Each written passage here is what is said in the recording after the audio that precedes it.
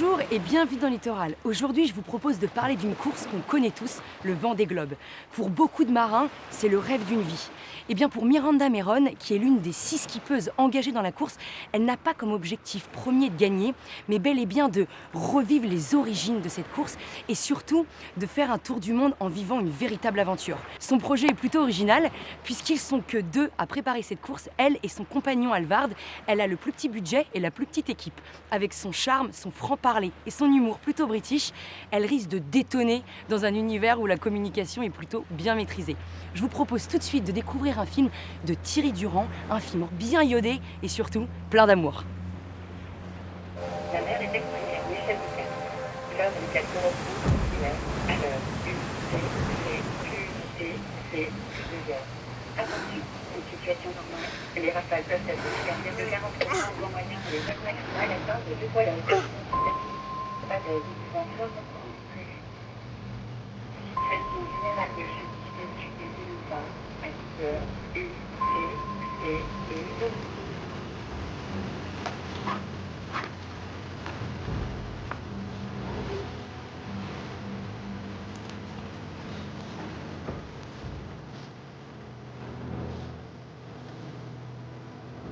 Je pense que le Vendée Globe, c'est vraiment la course la plus difficile de par sa longueur, du fait que c'est en solitaire sans assistance et sans escale.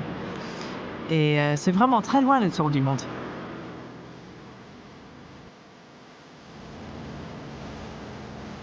Moi, j'ai la chance de pouvoir partir sur cette aventure.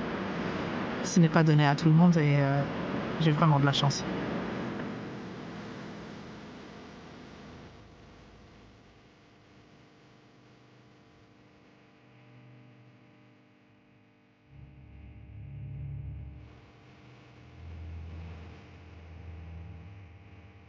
C'est une femme face à son plus grand défi. C'est une vie de couple peu banale, portée par la passion de la course au large. C'est l'histoire de Miranda et de Alvard, son compagnon. Tous deux se sont lancés dans une aventure réclamant de l'abnégation, du courage, agrémenté d'un petit grain de folie, car il s'agit de préparer quasiment en tête-à-tête la plus éprouvante des courses à la voile. Il y a beaucoup d'années de ça, j'ai essayé de m'aligner sur le départ du Vendée Globe et puis j'avais une partie du budget et puis un bateau et finalement le projet est tombé à l'eau. Et après j'ai juste laissé tomber, j'ai plus trop pensé à ça. En partie parce que ça commençait à être très cher. Chaque édition, ça devenait de plus en plus cher. Et là, Alvard a eu l'idée complètement fou d'essayer de faire le Vendée Globe, mais sur un budget assez restreint. Et nous voilà, qu'on est parti sur ce projet et puis on va y arriver.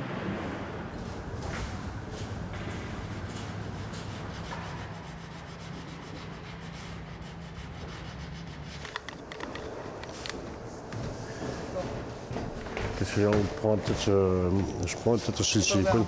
Ok. Ouais, enfin, c'est pas terrible non plus de faire ça.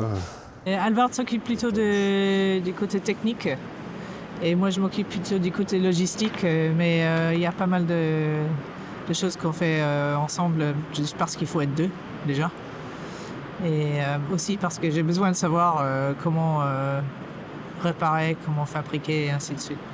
Par contre, malheureusement, je n'ai toujours pas appris tout ce que c'est Alvard, surtout côté électricité. Ça, c'est la source d'énergie du bateau. La centrale nucléaire du bateau, ça. Autre chose que Flamanville, moi, je vous le dis. On se mettrait au mouillage dans le raz Blanchard. On fait de l'électricité pour la ville de Cherbourg. J'exagère un peu, mais disons que grâce à ça, ce petit engin, on a toute l'autonomie électrique pour le bateau.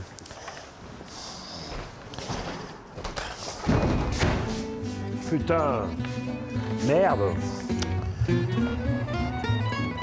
Et ça, je pense que ça va être... Donc là, ça serait l'endroit du nouveau capage à peu près.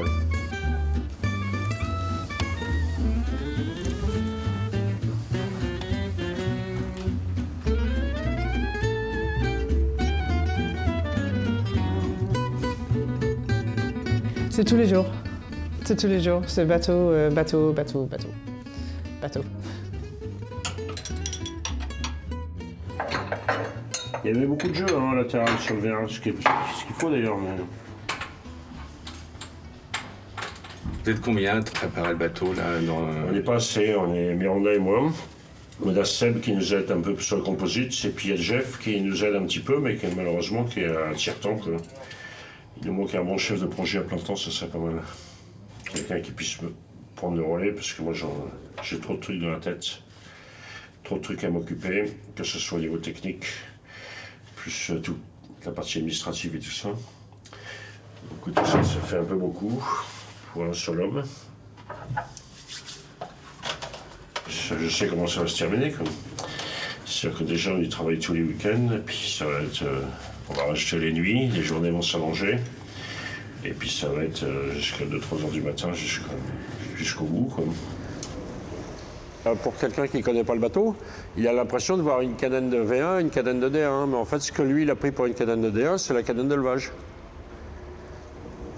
Alvard Mabir, le viking fort en gueule, a une solide réputation dans le milieu. Équipier d'Éric Tabarly, 5 tours du monde au compteur, il a écumé toutes les mers du globe. Viscéralement normand, il est aussi architecte naval, constructeur de bateaux de course et accessoirement préparateur de sa compagne Miranda pour le Vendée Globe. Je connais Alvard depuis très longtemps, bien plus que 20 ans. On s'est rencontrés sur le circuit de diverses courses. Mais ce n'est qu'il y a 10-12 ans qu'on a décidé de faire des projets ensemble. La discrète Miranda Meron est une Britannique pur jus. Diplômée de l'université de Cambridge, elle travaille quelques années dans le monde de la publicité avant de revenir à ses premières amours. Après un tour du monde en équipage, plusieurs traversées de l'Atlantique avec Alvard, elle s'attaque au Vendée Globe avec une grande expérience de la course au large. On a eu la chance d'avoir une sacrée aventure en famille quand j'avais 9 ans. Nous avons traversé l'Atlantique en partant, quand on a déménagé du Canada pour aller habiter en Angleterre. Mes parents avaient acheté un bateau de 39 pieds et nous avons, à cause du déménagement, traversé l'Atlantique en famille. Nous avons mis 19 jours, 21 heures et 37 minutes, exactement. Voilà. Très précis, comme une arrivée de course en fait. Ouais. Comme une arrivée de course.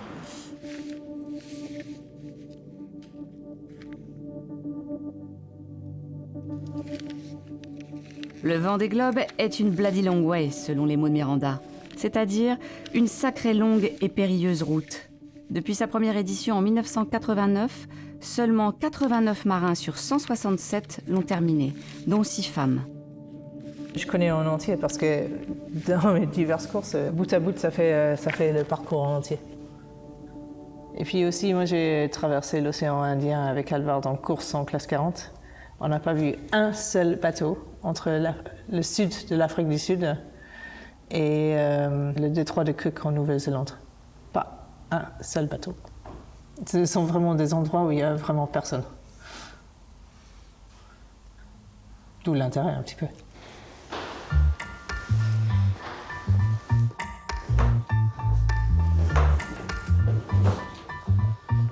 Et ça, c'est le ballast numéro 1.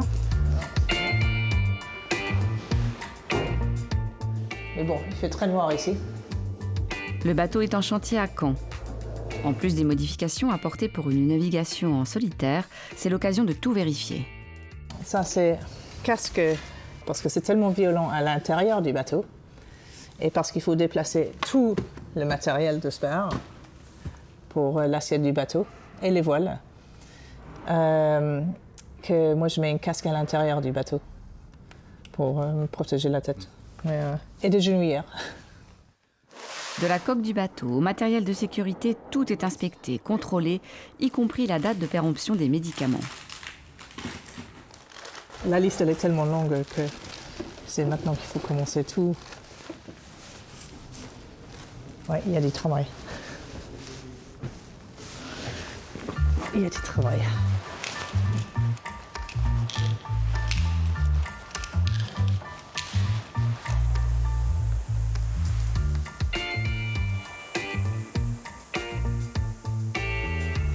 Les IMOCA 60 sont des grands bateaux avec des charges énormes. Les voiles pèsent un âne mort, surtout quand elles sont mouillées et qu'il faut les trimballer sur le pont. Ouais, c'est très, très physique.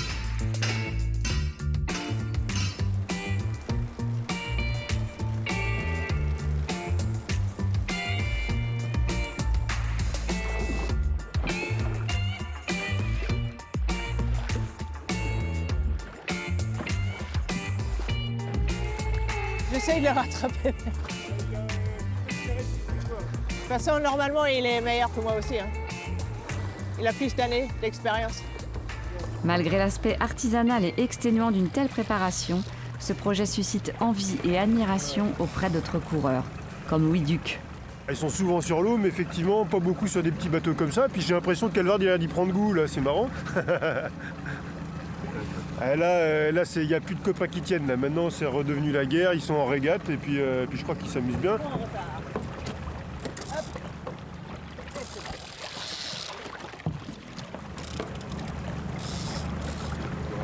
Moi, je trouve que c'est un super projet parce que Miranda voulait faire le tour du monde et se battre pour monter des projets en IMOCA, c'est extrêmement compliqué parce que quand on n'a pas des moyens énormes, ça demande énormément d'implication, de grosses contraintes et du coup ils se battent beaucoup.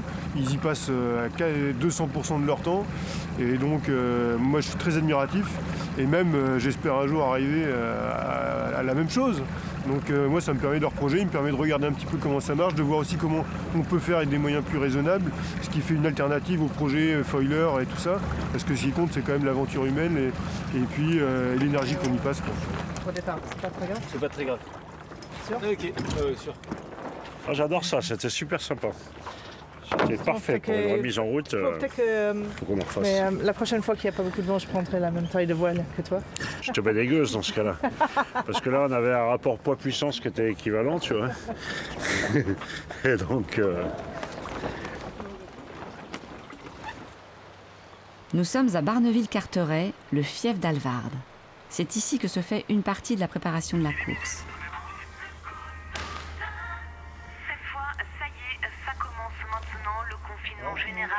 Restez chez vous, c'est la consigne donnée par La crise sanitaire a complètement bouleversé le programme des marins du Vendée Globe. Les annulations de courses et le retard pris dans la préparation sont plus ou moins bien vécus selon la taille des budgets. Les longues semaines de confinement empêchent ainsi notre couple d'accéder au bateau. Mais la liste des choses à faire est tellement longue, matelotage, couture, qu'au final, cela ne change pas grand-chose à leur quotidien.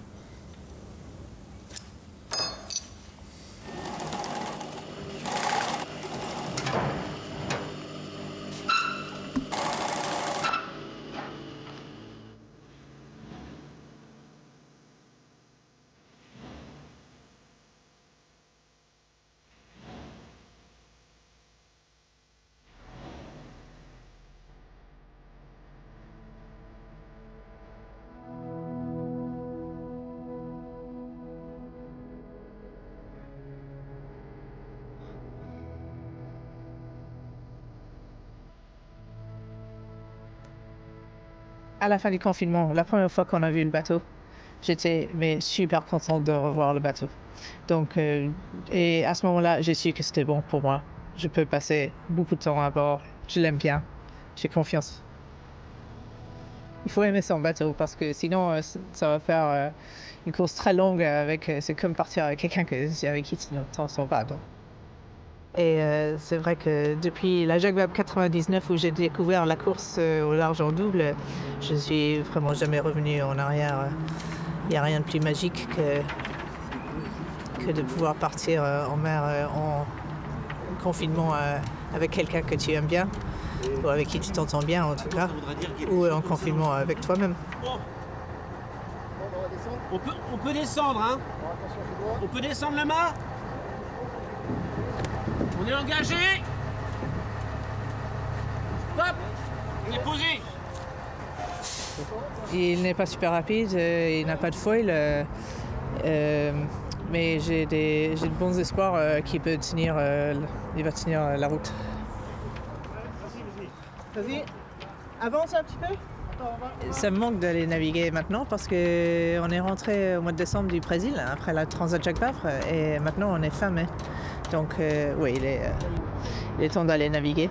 C'est toujours bien de faire une petite pause, mais là, la pause a été assez longue.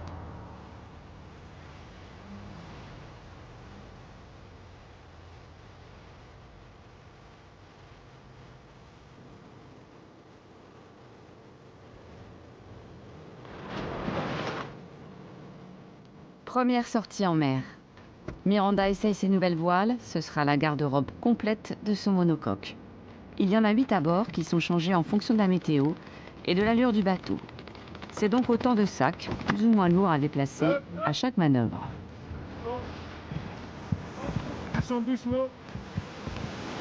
Là, il y a combien de portes devant là?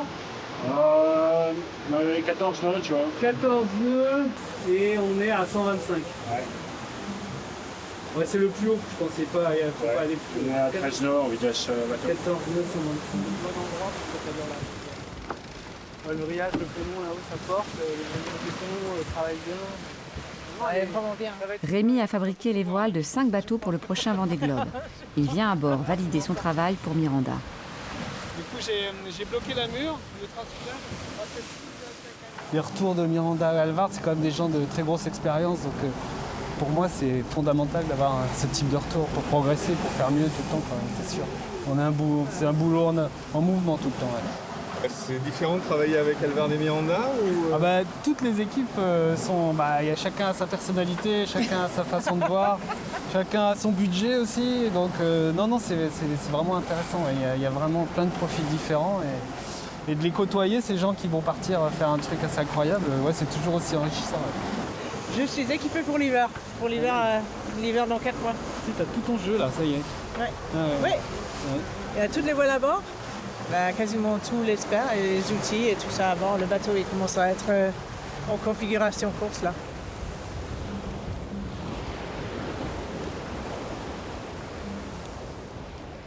Un bateau qui est assez ancien de par son année de construction. Et nous, on a choisi ce bateau-là surtout parce que la première raison, c'est que déjà, on pouvait l'acheter.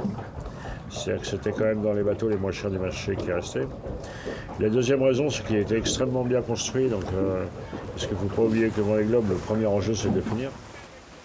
Le public, très vite, il comprend que, sans rien connaître à la voile, il comprend que dès le départ, il y a des bateaux qui peuvent gagner et des bateaux qui ne peuvent pas gagner. Et le public, il n'est pas idiot, c'est bien... Le public comprend bien que c'est bien le bateau qui va faire la différence, parce qu'il y a forcément des skippers qui sont plus talentueux que d'autres, mais sur le Vendée Globe, malheureusement, c'est pas comme en classe 40, quoi. C'est une flotte qui est pas très homogène. Donc le bateau compte pour beaucoup. Et donc le bateau, le budget et puis l'équipe qu'on a avec, et voilà. Sur le Vendée Globe, c'est la valse des budgets. De la plus petite à la plus grosse équipe, le rapport est au moins de 1 à 10. Quant au nombre de personnes, ça va de 2, comme Alvard et Miranda, à plus de 25. On va l'envoyer à Alexia Barré, une autre concurrente dans le Vendée Globe, puisqu'elle cherche un petit Genac. Et en espérant que c'est la bonne taille. Voilà, c'est l'entraide entre petits budgets.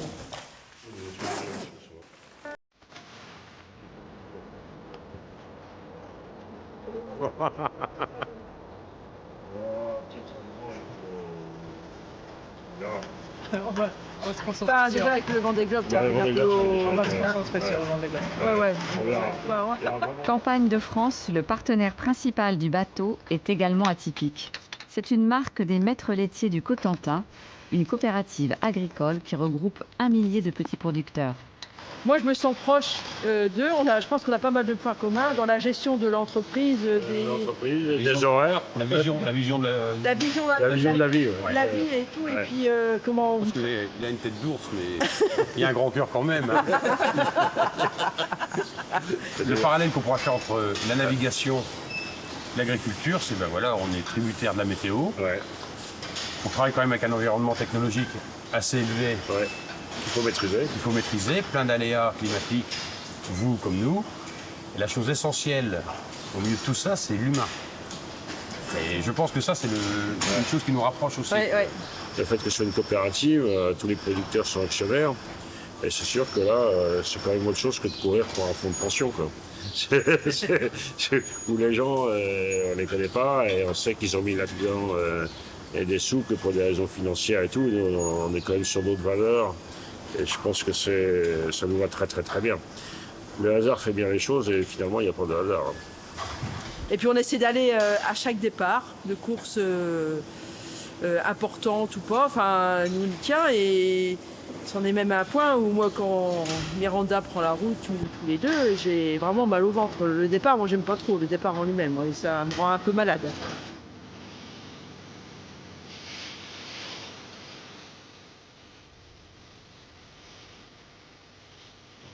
Avec le confinement, les courses préparatoires ont été peu nombreuses. La Vendée Arctique Les Sables d'Olonne donne l'occasion aux skippers de s'entraîner avant le grand tour du monde. Miranda aborde cette course sans pression. C'est l'occasion de se réapproprier le bateau.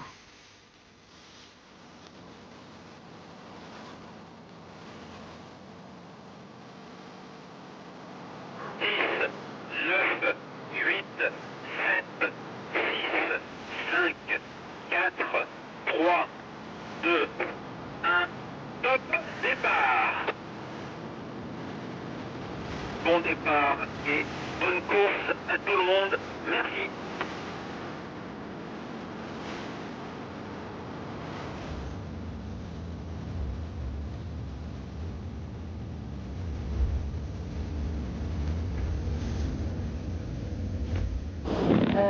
Drôle d'endroit pour des vacances d'été. L'ambiance est un peu humide et il fait pas très chaud non plus pour le mois de juillet.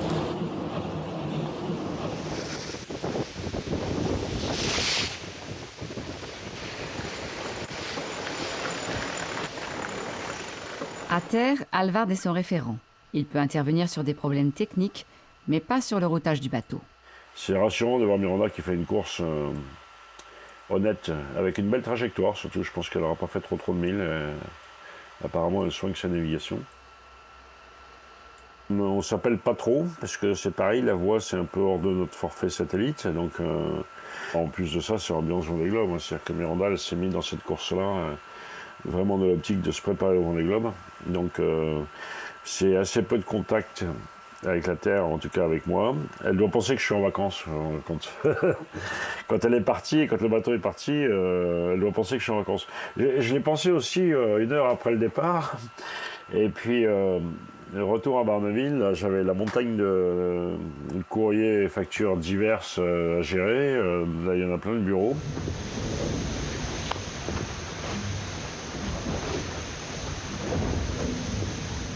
J'avais prévu de passer la journée à checker le bateau, ce que j'ai fait, à me reposer et à apprendre à utiliser les diverses caméras de bord. Mais non, rien du tout de cela. J'ai passé la journée à régler un problème mécanique de pilote automatique. Et voilà, c'est fait, ça marche. Après 11 jours et 21 heures de navigation, Miranda arrive dernière classée d'une course éprouvante, mais riche d'enseignements pour la suite. Je devais arriver ce matin, puis il y avait en fait de moins en moins de vent. Et c'est comme ça. Mais bon, pour être classé, il faut finir. Donc voilà. Le but est atteint à ce niveau-là.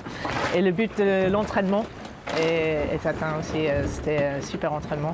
Je ne vois pas être parti ou partir sur le Vendée Globe sans avoir fait un parcours comme ça. Et c'est pas le dernier entraînement non plus. Beaucoup appris, beaucoup à apprendre. Voilà. C'est bon, merci. On discute un peu après la course de voir ce qu'on aurait fait autrement. Et puis. Ouais, parce que quand je fais une ou des bêtises à l'arrivée, c'est pas oh bravo, c'est super de te voir, c'est pourquoi tu as fait ça. Et t'aurais vraiment, mais qu'est-ce que tu avais dans la tête? Donc, ouais, c'est assez raide quand même. Le défi de préparer une telle course en couple, avec l'un des plus petits budgets, est en passe de réussir. L'objectif maintenant pour Miranda est de faire partie des rares femmes à terminer le Vendée Globe. Un voyage au bout de soi-même. Mais c'est certain que moi je ne gagnerai pas. Il y aura un océan de différence entre le premier bateau et mon bateau. Parce que techniquement, ce n'est pas possible d'aller à ces vitesses-là. Qui est-ce qui va gagner le Vendée Globe? Il y a plusieurs bateaux qui pourraient gagner, donc je ne vais pas faire de pronostic. J'aimerais bien évidemment que ma copine Sam fasse un super résultat. On se connaît depuis des années, depuis son alliance en fait.